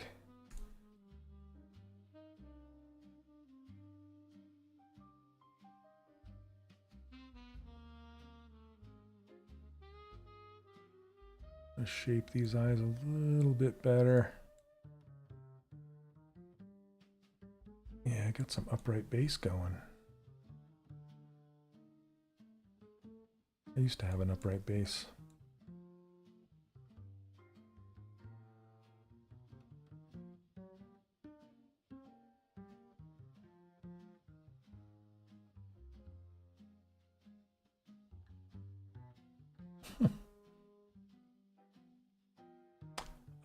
Do you have a Discord server I'd like to show you, and maybe you can give any pointers to improve it? I do have a Discord, but it's for my students, so it's a private Discord. But you can reach out to me on Discord. It's just Shaneo, Shaneo. Just send me a message on there if you want.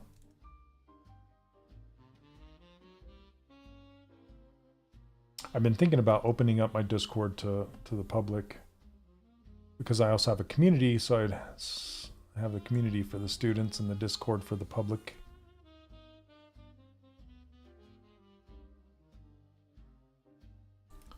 I might do that.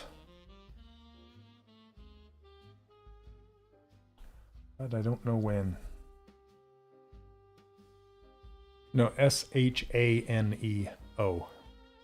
Not Shen. It's Shaneo.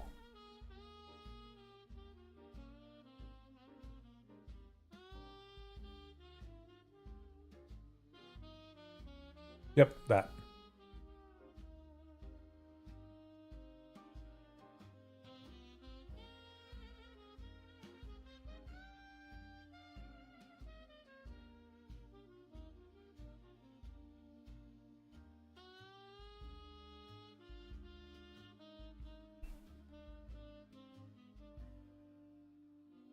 Okay, cool, thanks.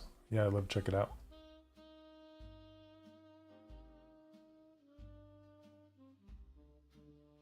Okay, let's give him some eyes.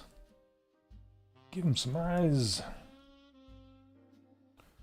Fly. Subdivide it to, let's see, we're at 3 million now. Let's go. Grab that. It's like a minty green color. Let's get him bigger so we can see. Maybe that minty green.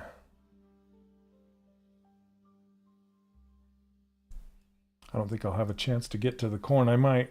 We'll see.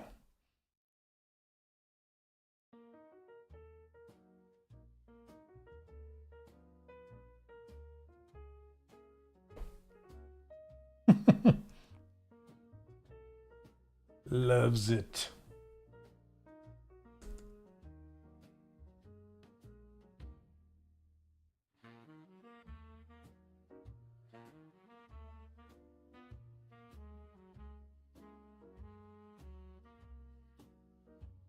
Okay, let's give it a shine. Let's do this eye reflection. And we'll go to material. Fill it with that material. And then go back to RGB and go back to skin shade 4. There we go.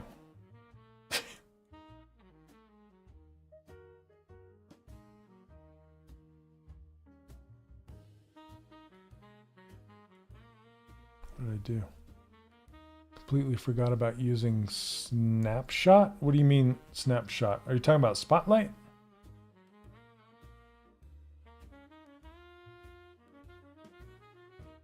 Are you talking about like snapping it? Spotlight, okay. Yeah, snapshot is a different thing, I think.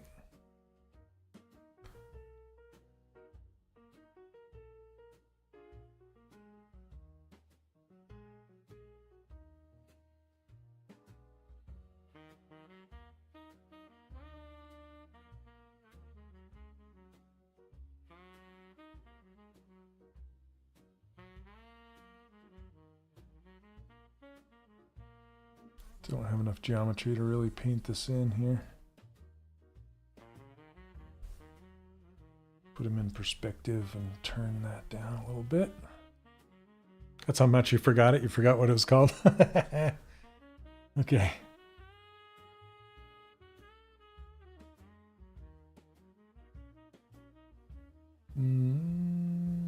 Okay. Yeah, there's a lot of tweaking I need to do. A lot of tweaking.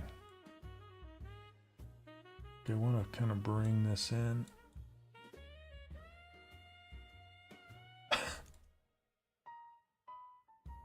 I need to finish shaping his tongue.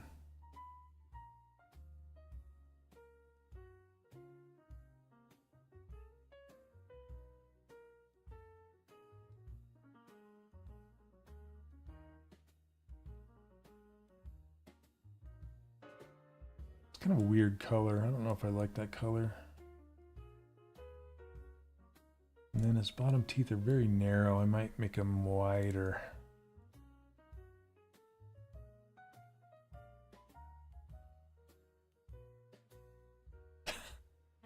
Got to make room for that corn coming in.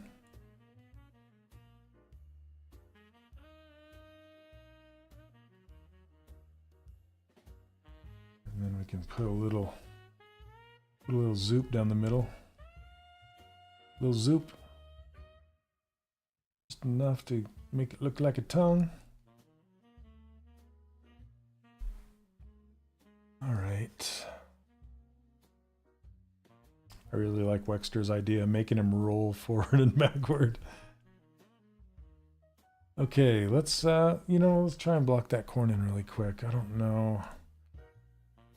I'm gonna do these. I know how I would do it elsewhere, but in ZBrush, I don't know yet. I might not do it in ZBrush. We'll see.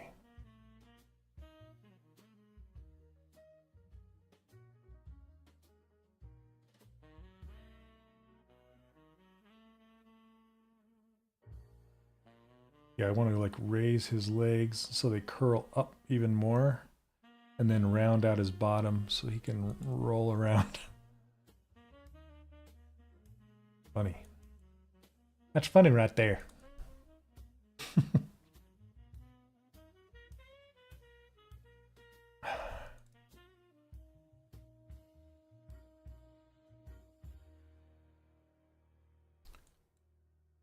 Yeah, I could do nanomesh for sure. That's what I was thinking, actually. I just don't, I'll be honest, I don't know it well enough to be comfortable to do it on stream You know, that's like too much experimenting for me. Yeah, for something I don't know how to use. Oh my gosh, this guy. Just trying to make him fatter.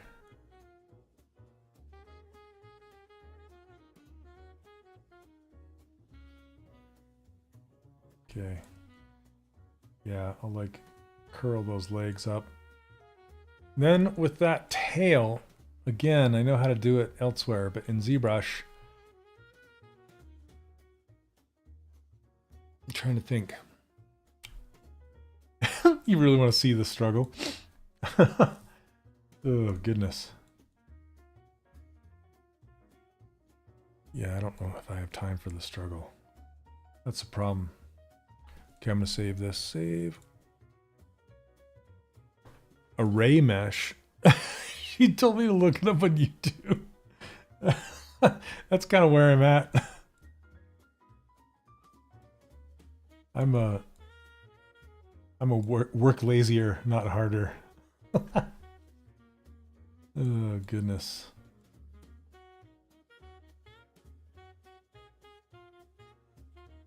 Make this really curve up to it. Best teacher in the world. Go look it up.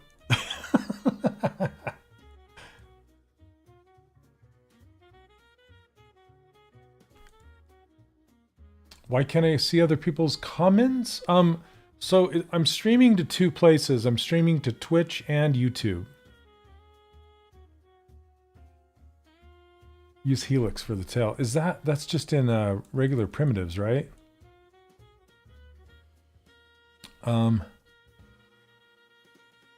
So if I go what here?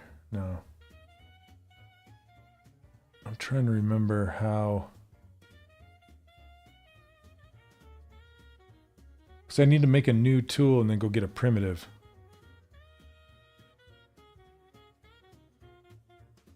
It's like when you, that's why I kind of repeat comments when people give a comment. I'll repeat it, but sometimes you should be able to see it. It says like restream blah, blah, blah. And then it shows their comment. That's restream, like serving it up to the different platforms so you can see it. It's like when you ask how to spell a word and they tell you to sound it out. Yeah, that doesn't really work.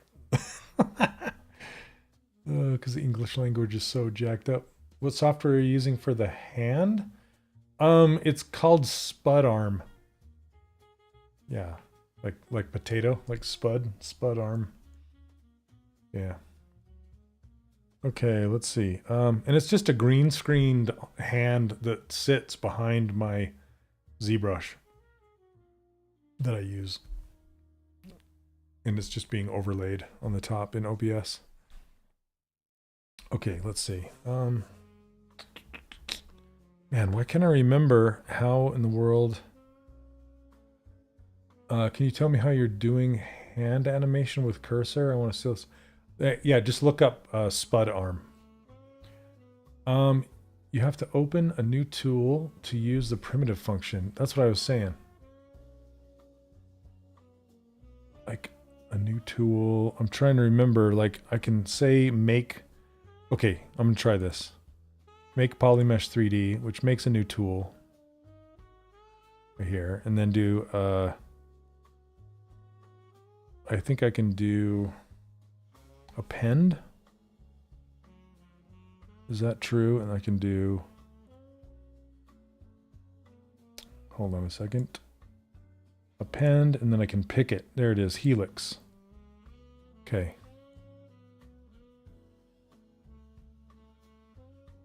But I don't know if I can do the, not unified skin. What is it called? Initialize. No, that's not what I want. See, I need to get to this initialize menu for this helix, and I'm trying to remember how to do it. I totally forgot. Select the cylinder.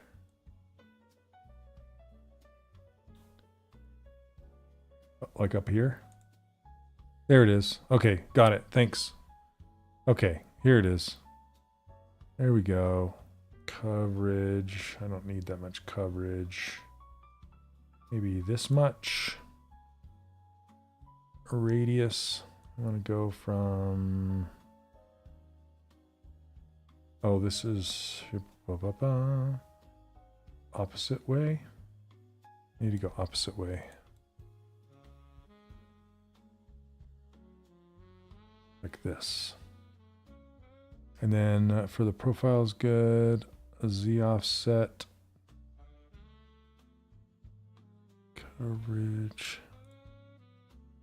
Trying profile is, yeah, okay, that's not what I want. Thickness. There we go. I want to go from kind of thick to thin. Like that.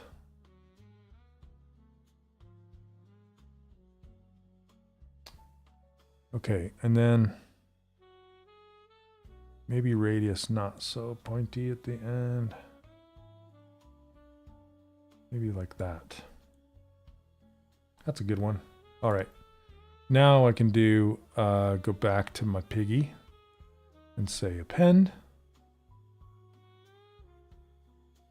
And grab that tail. Boink.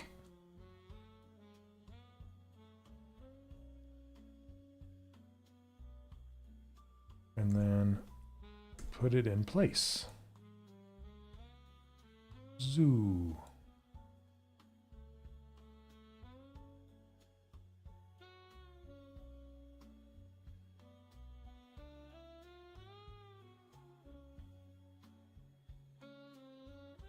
Okay, and then we'll get rid of this flattened end here. Just kind of soften it up. Perfect.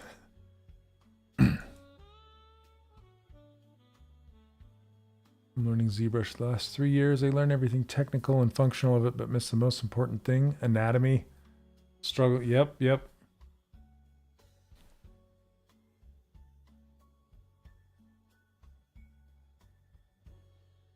Piggy tail. That's what I wanted. A little bit of helix.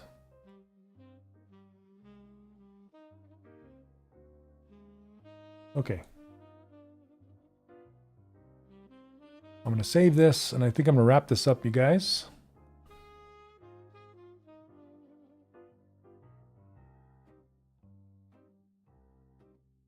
All right. Yeah, that's where I'll end it. I'll have to add the corn later on, but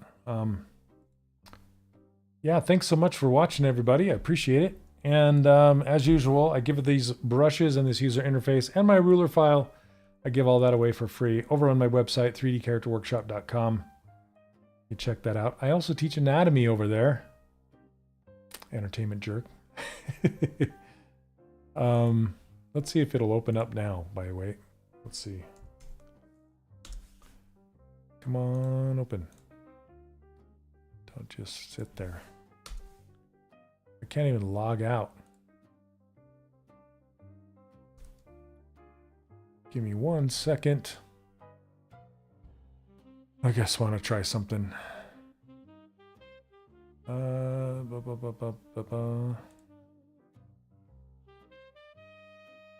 think I can do. I can get there from the inside the community. Yeah. There we go. Okay, this is my community. You can see people posting all sorts of